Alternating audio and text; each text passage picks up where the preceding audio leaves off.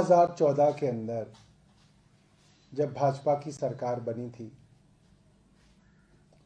तो उनके बहुत बड़े बड़े वादे थे देश की जनता से।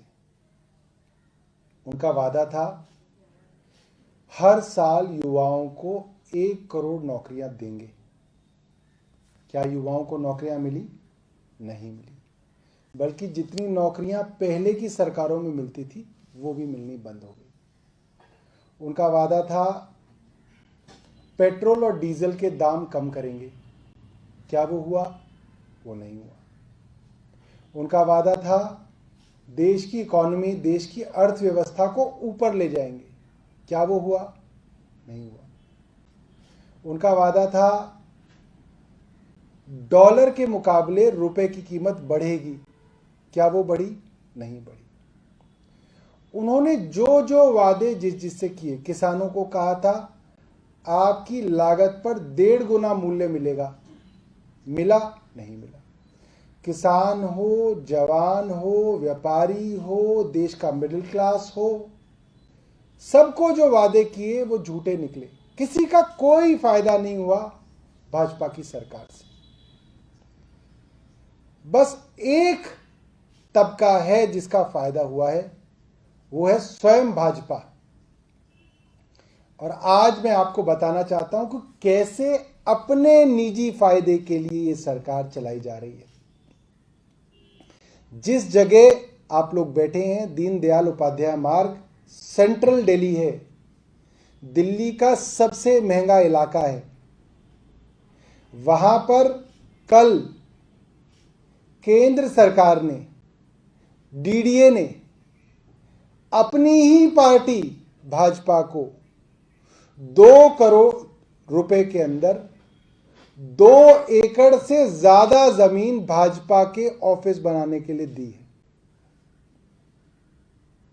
और सबसे बड़ी बात यह है कि वो जमीन किसी पार्टी कार्यालय के लिए थी ही नहीं, वो जमीन बच्चों के स्कूल बनाने की जमीन थी, जिसको भाजपा की सरकार ने अपनी ही पार्टी के ऑफिस बनाने के लिए 2 एकड़ मतलब करीब करीब 10,000 गज जमीन जो है उन्होंने अपने दिल्ली के कार्यालय के लिए दी। जबकि एक आलीशान कार्यालय उसके सामने बना हुआ है जो लगभग खाली है। उसके सामने बिल्कुल जो है एक नई जमीन का आवंटन कल डीडीए ने और एलजी साहब ने मिलकर उनको किया है। मेरे भाजपा से कुछ सवाल है। सवाल नंबर 1 ये है, दीनदयाल उपाध्याय मार्ग जैसी पॉश लोकेशन में 2 करोड़ रुपए में आपको 10,000 गज जमीन मिली है, लगभग 10,000 गज। क्या 2 करोड़ रुपए के अंदर इस जगह पे 20 गज जमीन भी मिल सकती है? 2 करोड़ रुपए में यहां पे 20 गज जमीन भी आप नहीं खरीद सकते। तो क्या भाजपा इतनी गरीब पार्टी है जिसको 2 करोड़ रुपए के अंदर 10,000 गज प्राइम लोकेशन पे दी गई है? क्या यह सच है? क्या यह सच नहीं कि वो जमीन बच्चों के स्कूल बनाने के लिए आवंटित थी, जिसको भाजपा ने अपने ऑफिस के लिए ले लिया? तीसरा सवाल, क्या यह शर्मनाक नहीं है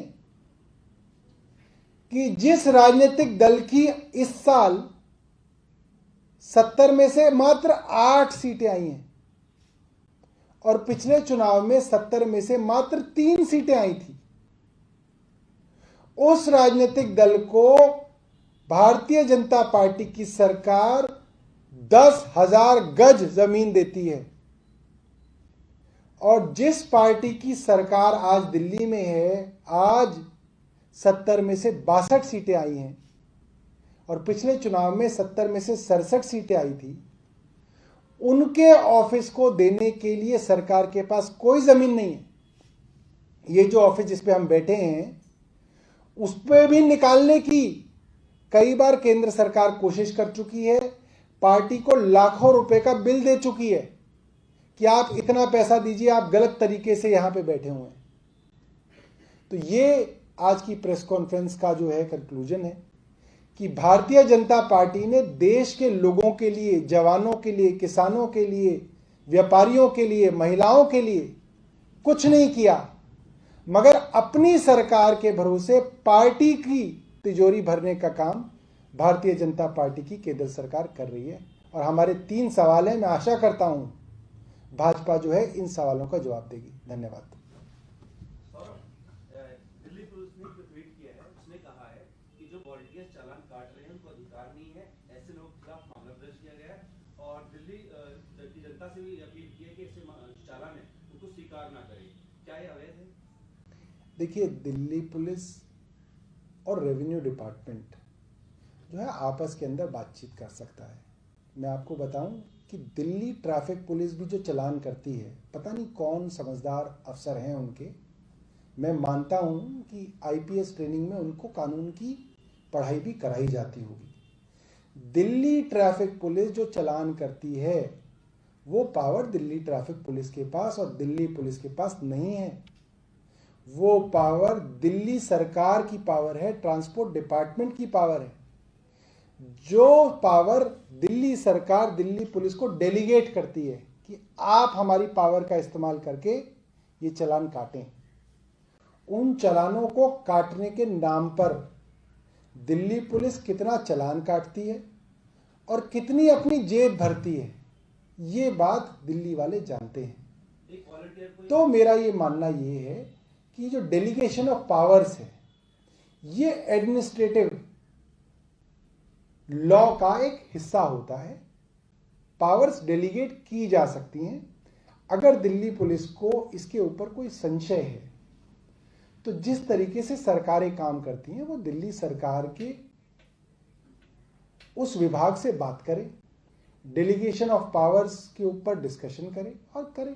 ये ट्वीट वगैरह जो है ये राजनीतिक पार्टियां तो कर सकती हैं, मगर अगर पुलिस महकमे भी ट्वीट करके इन चीज़ों के अंदर पॉलिटिकल चीज़ें करेंगे तो इससे पुलिस का महत्व गिरता है। ऐसा लोगों को लगेगा कि पुलिस जो है एक राजनीतिक हथियार की तरह काम कर रही है। तो मेरा ये मानना है कि इसको एडमिनिस्ट्रेटिवली उनको सुलझाना चाहिए। आपने वॉलंटियर को अधिकृत किया है चालान काटने के लिए? मैंने आपको अपना पूरा का पूरा जो है बयान दे दिया है। मैं जो है इस राजनीतिक जो है चीज़ों के अंदर नहीं जाना चाहता, ये शोभा नहीं देता। दिल्ली के अंदर क्लैरिटी चाहती है कि आप जो वॉलंटियर चालान करेंगे, क्लैरिटी जो है वो ट्विटर पे नहीं मिलती। मुझे लगता है दिल्ली के पुलिस कमिश्नर इस चीज़ को समझते होंगे और अगर नहीं समझते हैं तो उन्हें समझना चाहिए। कितने वॉलंटियर अधिकृत है चालान काटने के लिए? अगर आप चाहते हैं गरीब हर वंचित इंसान की आवाज आप तक पहुंचे तो हमारे चैनल को सब्सक्राइब करें और बेल आइकन का बटन दबाना ना भूलें। देखते रहिए बहुजन न्यूज।